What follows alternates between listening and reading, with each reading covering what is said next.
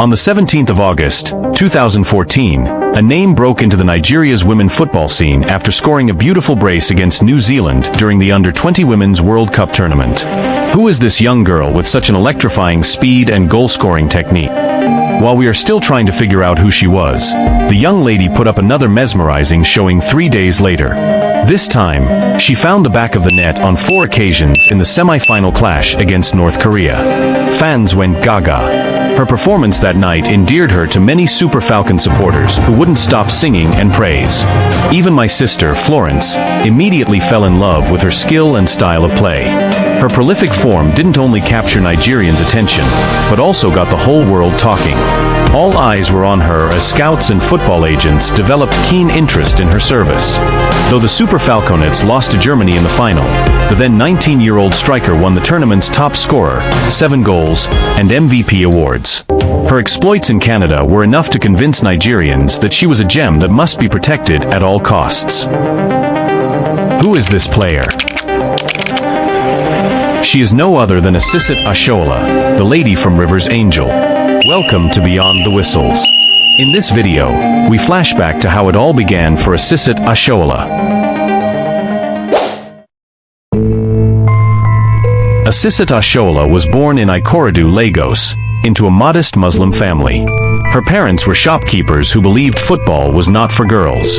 In fact, they wanted her to focus on school, not chase a man's sport. For me, I started from a very difficult background, a place where you can't even be free to tell your parents you want to play football and all of that. Speaking to BBC in an interview, Oshoala's dad has said, "We didn't see a bright future for her in football, and my plan was to make sure all my children attained a high level of education and do better than us parents." But young Oshoala refused to listen. She played football barefoot on dusty streets, using tires and stones as goalposts. Sometimes, she lied to her parents so she could go out and kick the ball. When her parents found out, they tried to stop her. They argued with her and discouraged her to focus on education. Only one person believed in her dream was her grandmother, who would secretly cover for her, feed her, and protect her whenever her parents tried to stop her from playing football. At high school, Oshoala balanced studies with football, training in secret, dreaming of playing for Nigeria one day. Luckily for her, she was in the street, playing with other boys when she met Mr. Emmanuel Orobosa, the founder of FC Robo. She had a brief discussion with him, and that was it. The encounter would change Oshoala's life forever. When she first met me, she knelt down and greeted me, and I told her, "Do you want to play for FC Robo?" She said, "I would love to play, but you come and see my mother first, and come and see my father later," Mr. Orobosa recalled. Having failed to stop her from pursuing her football dream, her parents eventually gave up and supported the young girl. They gave her their blessing in 2009 when she was only 15. The father was the first person to agree. While the mother was still skeptical, the father agreed. And that was the beginning of the journey. She joined FC Robo Queens, hoping to convince her parents and make them proud. Before 2014 World Cup, my parents, they really don't want me to play football.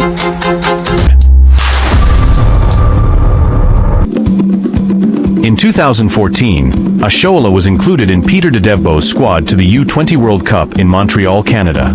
She introduced herself to the world on the 17th of August, when she found the back of the net on 2 occasions against New Zealand.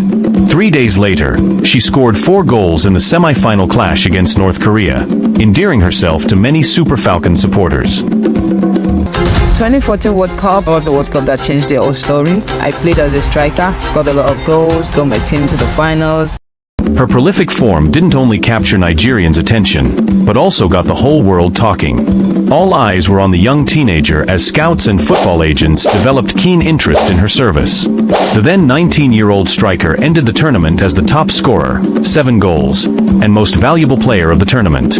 Her exploits in Canada were enough to convince Nigerians that she was a gem that must be protected at all costs.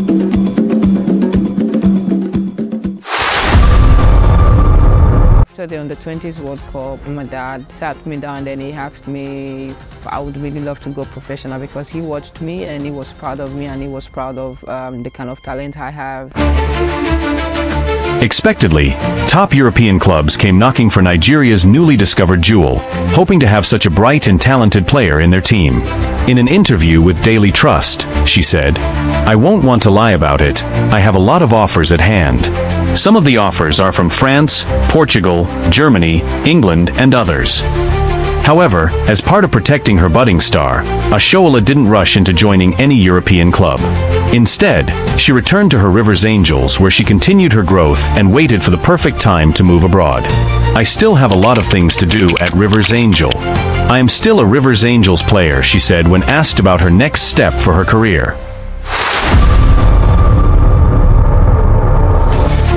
A few months later, the young teenager's name was unsurprisingly included in the country's WAFCON list. We all know what Azizat can bring to the table.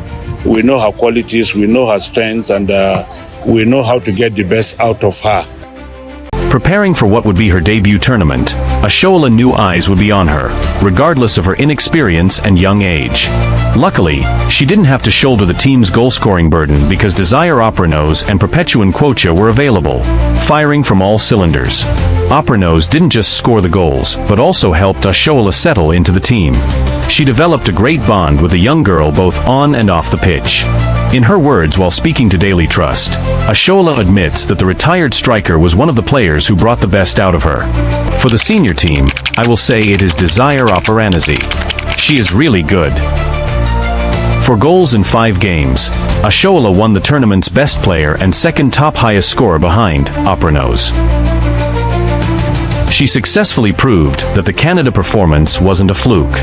That was the moment Nigerians began to hold her in high esteem, hoping she would lead the country to more laurels in the future.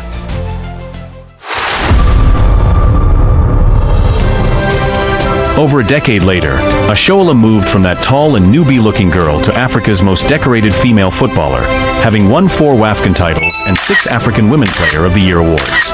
She became the first and only African player to win BBC World Women's Player of the Year award in 2015, the first African player to score in the Champions League final, the first player to win 3 Champions League titles, the first African female player to win the top scorers in the Spanish League.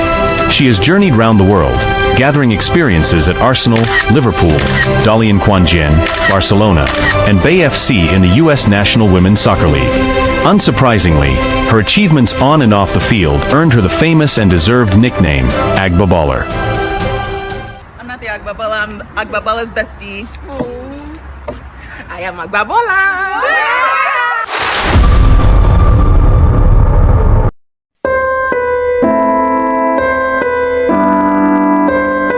As Nigerians wait for Coach Madugu his list for the upcoming 2026 WAFCON tournament, they eagerly wants to see if Asisat Oshoala will be considered.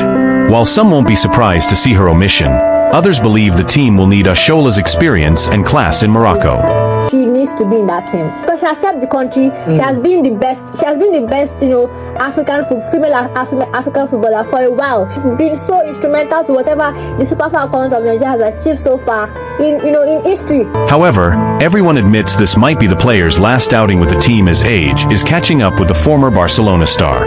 She is no longer that youngster with blistering pace, and her productivity in front of goal has reduced drastically. Her presence no longer imposes much fear like it was in 2014, 2016, and 2018 editions. She's not, at her prime anymore. She's not as good as she used to be. Of course, it's understandable with, her age and everything. She's older now. Oshoala is no doubt in the twilight of a career. Her impact in the team has reduced, and everything is pointing to the end of an illustrious career. It has been an awesome ride with the national team, and this will be the beginning of the end for the 6-time African Footballer of the Year. Is Oshoala the greatest Super Falcons player of all time? Like, she's the greatest woman. In fact, she's the greatest African female player of all time. So, if no, where do you place her? Let us know in the comment. Remember to like, share, and subscribe to this channel.